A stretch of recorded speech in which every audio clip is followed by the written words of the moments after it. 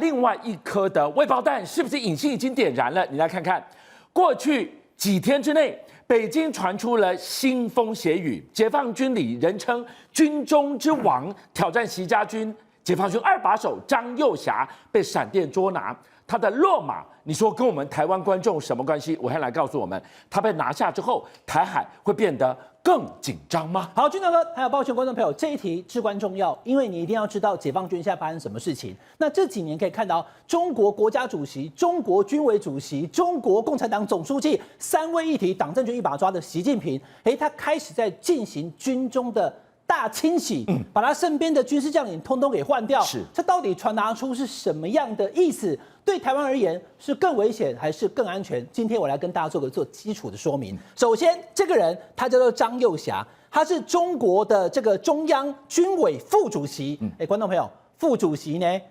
就是一人之下万人之上啊，所以中共的军是他管的，他叫张又侠，他又是带兵打仗过的这个老将领。那这样的人居然被拔掉了，而且拔完之后，好，完全不留情。巨阳哥，你看，解放军报是军的嘛，立刻就用连续2天头版头的方式痛批张又侠，跟他讲说，这个已经辜负了中央军委的信任重托，而且影响了军委班子的威信形象，有5个严重。简单讲就是他被抓了。他被下去了，而且呢，他被解放军报严批重批。那观众朋友，今天不是只有讲张又侠，因为你今天要讲我刚刚所讲的中共的中央军委7个人，我们简单讲王下七乌海，习近平以下这个经典画面在这里有没有看到？军长哥，这是习近平旁边站了6个人，对，就是3个副主席以及3个这个委员。现在目前这6个人当中，军长哥。6个已经大换血，只剩1个人叫做张升民副主席，其他的2个副主席，刚刚讲的张又侠，以及之前大家在讨论的何卫东，还有苗华、李尚福跟刘振立，通通都已经下来了，都被习近平给清洗下来了。那观众朋友，这3个是委员，这3个是副主席，所以呢，他是做什么的？刘振立他基本上是我们台湾如果对应叫参谋总长，参谋总长拔掉，表示完全不信任。这个人叫李尚福，底下好不好？李尚福他在2024年落马，他是什么？他是当时的国防部长，一样落马。很多的，比如说他贪渎了，他有重大违纪了，但细节，中国大陆都没有跟大家讲得清楚。第3个就是苗华，苗华是政治工作部的主任，他也在2024年跟李尚福同一年，也直接就下来。好，那大家比较惊讶的3个委员之外，副主席也可以下来吗？对，副主席何卫东下来说，大家非常惊讶。可是何卫东离开以后，现在连张又侠都已经被习近平拉下马的时候，大家就知道了。其实除了习近平自己以外，等于是另外他身边的6个重要的军系的这些重要的这些将领跟他的左右手，已经6个换掉了5个，所以是83%都已经换掉了。那回过头来，好，大家知道就是大清洗、大换人，为什么会这样？显然是出了问题。解放军报是讲说有严重的违纪，好，那如果是他有今天有新闻出来说，是不是有贪渎？是不是有军备的收贿？是不是跟美国泄露了中国大陆的核武机密？这是一个。另外一个呢？最近不是有提到陈志这个国际诈骗组织的头头被带回去中国大陆吗？被押回去了。然后说这个人其实被张又侠的人给扣了以后，然后习近平还叫蔡奇去抓张又侠的儿子，把他绑回来。等一下，一个军委主席，一个军委副主席，你们居然已经斗成这样，连彭丽媛都被牵涉进来，所以你就知道了这个消息。如果是真，就表示说张又侠跟习近平并不如外传的关系传得这么好，他们居然已经翻脸。第二个，刚刚所讲的这些军委的这个相关7个人当中，已经有6个人，6个人里面就5个人已经下来了，所以现在目前中央的军委里面是属于一个真空的状态，通通都换掉了。好，伟汉来告诉我们，现在我们听到这个地方，我们知道北京出大事了。北京出大事，那跟台湾什么关系？7个军委里面7个人。现在只剩习近平一个，再加上唯一留下来的那个副主席，唯一能够制衡习近平，相对于台海引战的刹车皮，张又侠被拿下了，台海会不会更危险？今天观众朋友你要看哦，当大家跑去我们的国防部长顾立雄的时候，有没有？顾立雄对于这个事情他不愿意太多说明，然后有很多的专家都跟大家讲。你不要看到现在目前中共军方大乱，习近平正在进行所谓的史达林式的大清洗，把身边的人通都清掉了。为什么啊？越乱越好，越乱越危险。为什么？3个理由，观众朋友，第一个，如果现在目前进行的军方将领的大清洗，代表什么？代表习近平不相信这些人，所以我不相信你们，我把你们通通换掉。我把你们换掉以后，就只有我一个人说了算。所以你也不要跟我讲分析美国军力怎么样啊，是不是日本也会来，美国会来，我就是要打，没有人可以缠住我了，对不对？今天谨慎派已经不见了，没有人可以踩刹车了。我已经不相信刹车皮，接下来只剩下吹油门。对，第二个，当习近平已经是这样做的情况之下的时候，其实他军中的将领现在没有办法去违逆他，只能听他的指令做事，这是危险的部分。可是观众朋友，其实危机跟转机是一线之间，水可以载舟，也可以覆舟。也因为我刚刚所讲的这3个理由，你倒回来再看，因为现在大清洗了，所以大清洗之后，身边已经没有可以信任的人，或者说身边的人我都不相信，对不对？所以既然他对于现在目前军系将领都不信任，此刻或者说短期之内发动对台的军事作战，你边爱狼你都不会雄心啊，你敢这样做吗？这是第一个，所以这反而是他可能不会做的理由。第二个。如果真如这个解放军报所讲，还有外传，就是他在军备上，张又侠这几年可能有虚报或收贿，或者是贪图，那就表示解放军现在的战力可能不如外界想象的好。你可能买了武器，我都收购了，对不对？根本没有那个实力可以作战，他才生气把它换掉。如果是这样的话，那表示解放军现在目前没有像大家想象中那么强的情况之下的时候，也不会说短期内就打进来。第三个是什么？第三个就是说，现在目前这些将领全部都被换掉以后，因为这些将领都是新的将领。新的将领他的训练还不足，你真的要去进攻，你必须要第一个你相信他们，第二个他有实力。但因为这段时间的大清洗，看来我所讲的危险跟安全是在一线之间。习近平的这个动作，我们必须要特别的注意。最后，伟汉带我们来看到，因为这次捉拿的，听到这个地方，他是张又侠，是64到现在最伤筋动骨、最动摇国本的一次打贪打腐，因为他是张又侠。你来看看，他动用了多大的阵仗。要进入北京城，要去把它拉下马。刚刚看那个画面，整个就是在街上，几乎是进到一个有没有？几乎是这个管制戒严的状态，都是军车在跑，高速公路都不给上了，就表示说这一段路我们现在目前军方已经空下来了，都是军车在跑。所以呢，其实你要知道，中国大陆民众也发现到，最近的这些北京一片肃杀啊，长安街的车辆都少了，不只是警车啊。军车都跑出来了，所以就知道有大事发生了。我们所看到的是结果，张又侠被拉下来了，可那个过程可能有更多的腥风血雨，是我们目前在媒体上都还没有看到的。好，廷辉，刚伟汉提到了一个伪逃，我来问看看你水有多深，居然在这个抓拿的背后扯出了陈志，还扯出了张又侠下令要逮捕彭丽媛，习近平的太太，这到底是怎么回事？对，我们先讲陈志陈志是福建人。他是跑到东南亚去兴风作浪，他跟柬埔寨很熟，但是跟柬埔寨的总理洪森很熟的时候，前总理洪森很熟的时候，请问是背后谁在拉线？一定是中共的这个高官在帮他拉线，否则一个小小的地痞流氓陈志怎么可能在那边搞一个诈骗集团？后来柬埔寨把陈志送回给中国之后，这时候可能产生了一些问题。因为本来陈志是应用了所谓的习近平的一带一路，然后跑到了东南亚去一样这个用这样的一个方式来吸金。但重点是解放军不要忘了解放军在柬埔寨有一个西港，那里有一个军事基地。除了吉布提之外，解放军在海外的远洋基地就是在这个地方。那他靠着什么东西呢？靠着跟当地的柬埔寨的政府还有相关资金的来来往往。我要说的是，解放军如果出现在西港，跟陈志这边如果挂钩的话，请问陈志的资金流向会不会流向了解放军？会不会跟解放军之间是有挂钩的？所以这当中来讲的话，又涉及到军品卖到了柬埔寨没用、糖诈等等之类的，泰国、柬埔寨搞得乱七八糟，这些所有的事情都是发生在张又侠要出事之前。你看到抓回来之后，可能有很多的把柄被习近平拿到了，或者是被这个张又侠，或者是军方的很多高官的东西都在柬埔寨被抓到了。所以接下来发生的事情就是习近平抓了陈志，可是陈志口中有太多关于张又侠是见不得光的把柄。张又侠为了反制，结果居然一度下令要去捉拿彭丽媛。对，然后重点是什么？彭丽媛之前的话，习近平就曾经跟张又侠吵过这个架。为什么讲呢？彭丽媛曾经担任过什么东西？之前传出说，2017他卸下了一个院长职务之后，2025年左右，竟然传出说他是有兼任一个中共中央军委会干部考评委员的这个委员也就是说，他凭什么？凭什么他可以担任军委会里面的重要职务？他是习近平的太太。对，没错，所以这个不合常规嘛。这个对这个过往张幼霞一定提醒他说啊，你这个做法啊，不就跟当初的毛泽东把江青纳进来一样的意思吗？习近平怎么受得了？我要用我一个人，我要用我的老婆担任什么位置，关你什么事？结果呢，可能因此爆发了什么样的嫌隙之类的。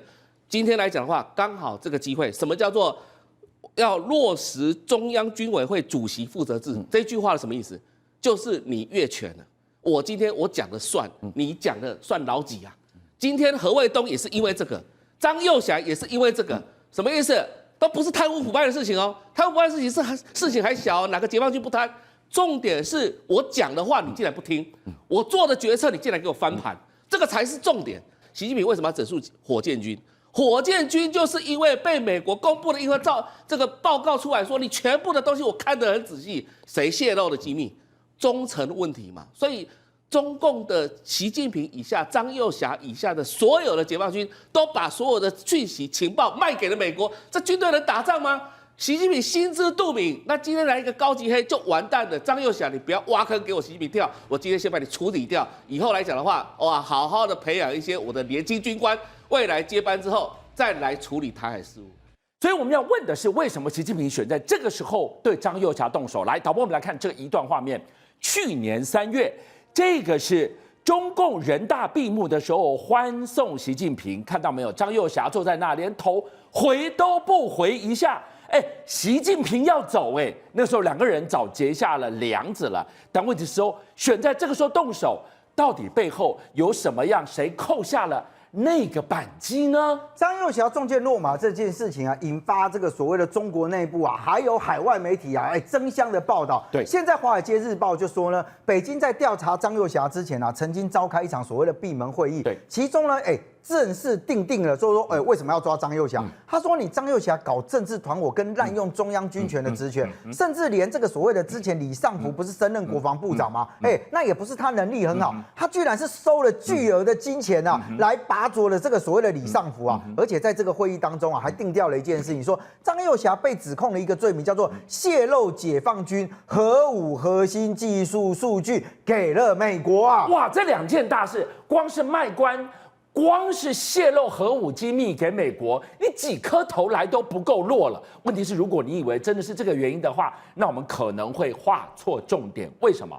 他是张幼霞，他不是任何你以为的贪官而已。